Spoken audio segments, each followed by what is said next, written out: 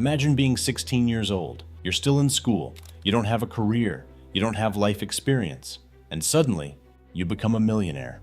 In 2003, Callie Rogers, a teenager from Cumbria, England, won £1.8 million playing the UK National Lottery.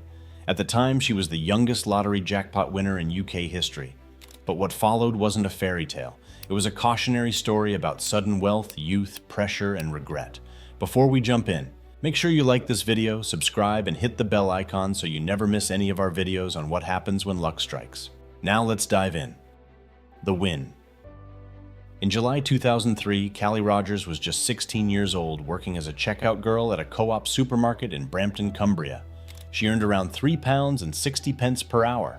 Then she bought a £1 lottery ticket. That ticket matched the winning numbers in the UK National Lottery draw, securing her £1,875,000. Under UK law at the time, 16-year-olds were legally allowed to play the National Lottery.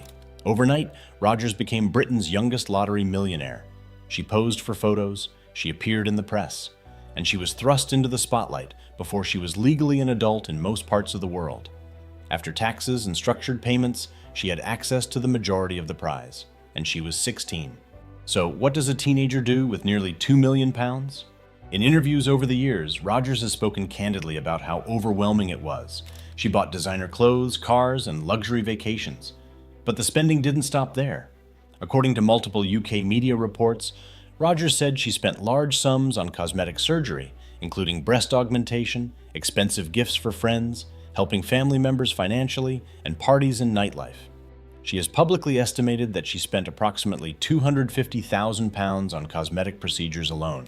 She also reportedly spent hundreds of thousands on gifts and financial support for people around her. But perhaps the most significant impact wasn't financial, it was psychological. In later interviews, Rogers described the pressure of being young and wealthy. She said she was targeted by older men. She felt exploited. She experienced intense media scrutiny. Over time, she has spoken about struggles with depression and mental health. In interviews with outlets like The Mirror and The Sun, Rogers later stated that winning the lottery at 16 ruined her life. She said the sudden fame and money created instability rather than security. Unlike older winners with established careers and support systems, Rogers had none of that foundation. She went from minimum wage to millionaire in a single week, and she had no financial literacy training, no business background, and no long-term wealth strategy. Over the years, Rogers has acknowledged that much of the money was spent. Reports indicate that by her mid-20s, the majority of her lottery fortune had been depleted.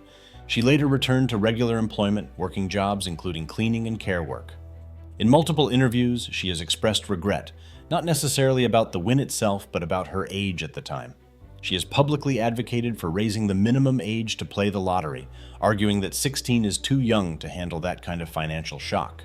In fact, in 2021, the UK officially raised the minimum age to play the National Lottery from 16 to 18. While not directly attributed to Rogers, her story became one of the most cited examples in discussions about youth and gambling access. Years after the win, Rogers has said that if she could go back, she would have preferred not to win at 16.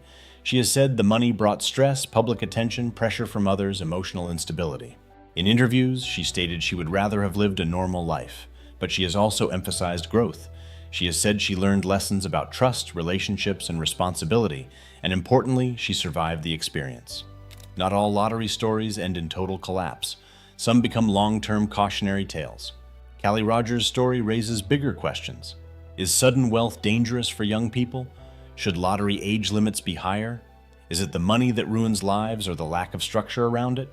In most lottery wins, the winner is middle-aged or older. By 16, your brain isn't fully developed. Impulse control is still forming. Long-term planning isn't natural. Combine that with national media attention and millions of pounds, and the risk multiplies. Rogers' story isn't just about spending, it's about timing. Callie Rogers became a millionaire at 16. She had freedom, wealth, and opportunity, but she has said she wished it had happened later or not at all. So here's the question. If you won millions at 16, do you think you would have handled it differently? Be honest. Would you have invested? Saved? Let me know in the comments. And if you want more real stories about what really happens after lottery wins, the highs, the lows, and everything in between, subscribe to When Luck Strikes. See you in the next video.